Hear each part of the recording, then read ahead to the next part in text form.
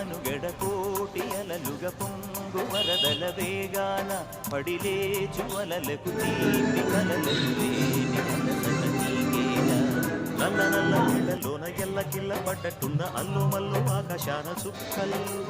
అమ్మాయంటి జాబిల్లమ్మ అబ్బాయంటి సూర్యుడమ్మ ఇంటి దీపాల వలంట దిక్కులు ఎవరికి వారే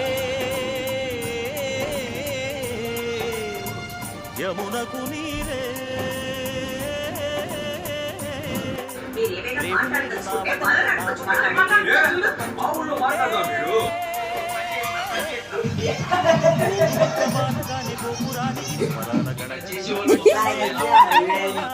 ఏం మాట్లాడమంటుంది